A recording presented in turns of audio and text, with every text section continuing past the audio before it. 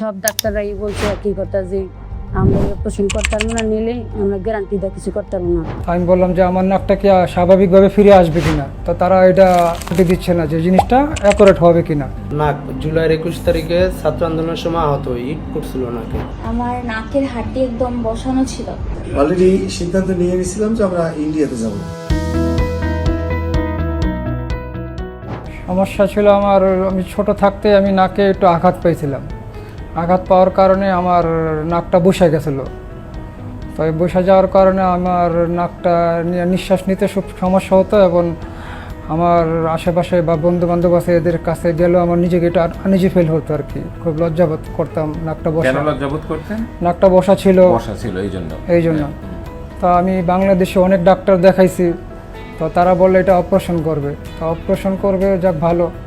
আমি বললাম যে আমার নাকটা কি স্বাভাবিকভাবে ফিরে আসবে কিনা, তো তারা এটা দিচ্ছে না যে জিনিসটা অ্যাকুরেট হবে কিনা, তবে চেষ্টা করবে। তো চেষ্টা করার ভিতরে আমার একটু মনে একটু আনইজি ফিল হলো যদি না হয়।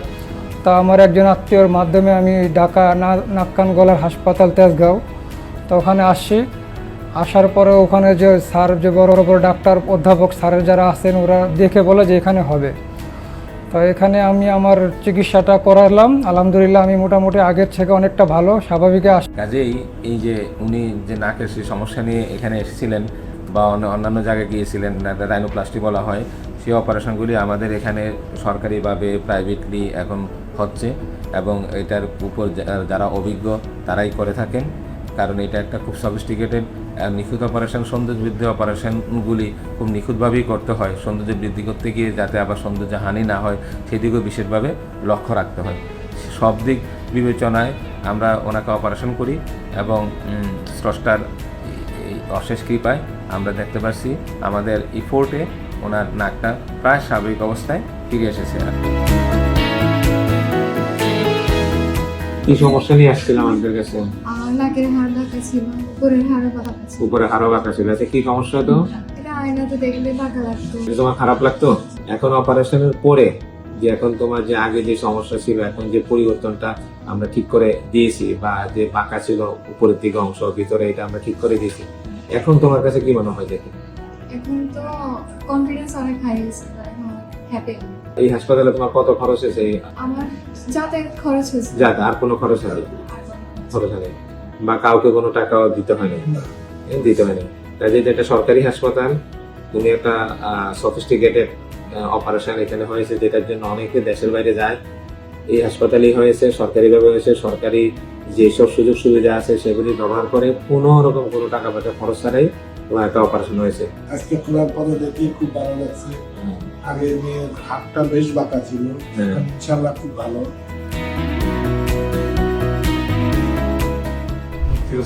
আমি ব্যাংকে চাকরি করি। আমার নাকের হাড়টা একটু বাঁকা ছিল, নিঃশ্বাস নিতে সমস্যা হইতো, সবসময় নাক জাম থাকতো, তারপর হচ্ছে সর্দি কাশি এগুলো লেগেই থাকতো।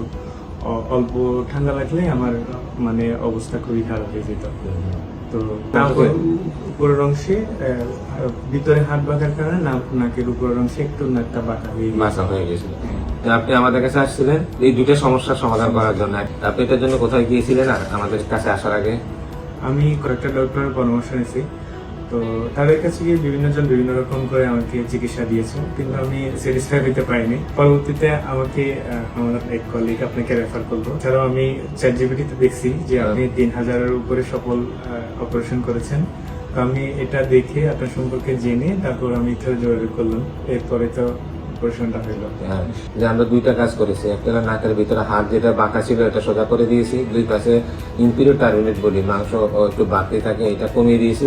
আর সবচেয়ে এই যে সফিস্টিকেটেড কাজ, যে নাকের উপরের অংশ বাঁকা, সেটা আমরা আবার আগের পজিশনে ঠিক করে দিয়েছি। এখন আজকে প্রায় 1 বছর হলো। এখন 1 বছর পর আপনার এখন এই সমস্যাগুলি আছে এখন আর? না, এরকম আর কোনো সমস্যা নেই আলহামদুলিল্লাহ। এখন আমার নিঃশ্বাস নিতে কোনো প্রবলেম হয় না।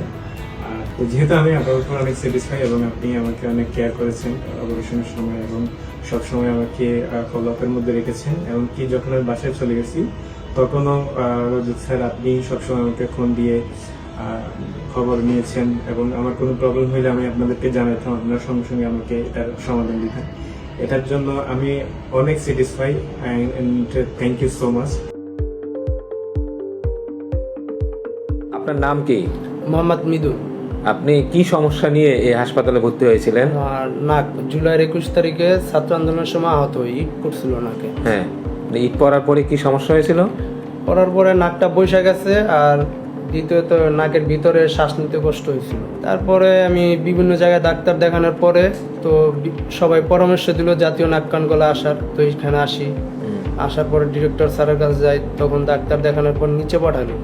ডাক্তার দেখানোর পরে বললো ভর্তি, পরে 1 সপ্তাহ পরে আসতে বললো, পরে এসে ভর্তি নিছে। ভর্তির পরে আপনার অপারেশন করা হয়েছে।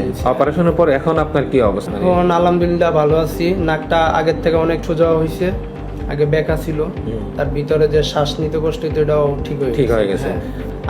আগের যে অবস্থা ছিল, চেহারাটাই পুরো নষ্ট হয়ে গেছিল, মানে ফেসটা ভালো দেখা যায় না, নাকটাই তো সৌন্দর্য।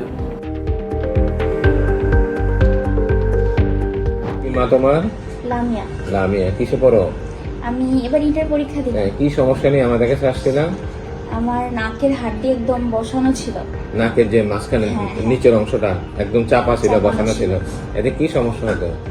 সমস্যা বলতে আমার এমনি শারীরিক কোনো সমস্যা হতো না, কিন্তু লোকজন দেখলে আর কি এমন রিয়েক্ট করতে যেন এখন প্রথম দেখতেছে এরকম মানে নাকের যে স্বাভাবিক সৌন্দর্যটা এটা ছিল না, একটু চাপা ছিল জন্মগত ভাবে, যেটা তোমার কিছু করার ছিল না। আপনি ওর বাবা হন না? জি। আপনি জানলেন কিভাবে যে এখানে এই অপারেশন হয়? আমি স্যার প্রথম যখন স্বাস্থ্য মন্ত্রণালয়ে গেলাম, তো ওই স্বাস্থ্য সচিব স্যার এপিও ও বললো যে আপনি একটা কাজ করেন, তেজগাঁও হসপিটালে যান, গেলে হয়তো স্যার আপনাকে ভালো একটা পরামর্শ দেবে। আমরা অলরেডি সিদ্ধান্ত নিয়ে গেছিলাম যে আমরা ইন্ডিয়াতে যাব চিকিৎসা, এখন তো ভিসার সমস্যা। যাই হোক, আমরা উনি যে এখানে আসে, আমার ডিরেক্টর স্যার আমাকে দেখায় রোগীটা, আমরা অপারেশন করি। আমরা অপারেশন আগে কতটুকু বেনিফিটেড হতে পারে সেটা আমরা ওকে বলি, যে ওর অনুভূতিটা কি অপারেশন আগে এবং পরে। তুমি বলো এখন তোমার কি মনে হয়? এখন মানে আগে যা ছিল তার থেকে অনেকটা বেটার আছে, আর মানে এতটুকু এনাফ, দরকার নেই। না, আমরা কখনোই 100% করবো এটা বলি না। আমরা বলি যে আমরা যতটুকু আছে তার 80% হয়তো 90% কাছাকাছি নিয়ে আসতে পারবো। তো সেই জন্য এগুলো আগে সব ব্যাখ্যা করে আমরা করার চেষ্টা করি, এবং এই অপারেশনটা আমরা এই হাসপাতালে বাইরে নিয়মিত করে থাকি। যে ওর বাবা যে বললো বাইরে যাওয়ার চিন্তা করছিল, আসলে বাইরে যাওয়ার প্রয়োজন নেই। আপনার নাম কি? জেসমিন। আপনি কি সমস্যা নিয়ে আমাদের এই হাসপাতালে এসেছিলেন?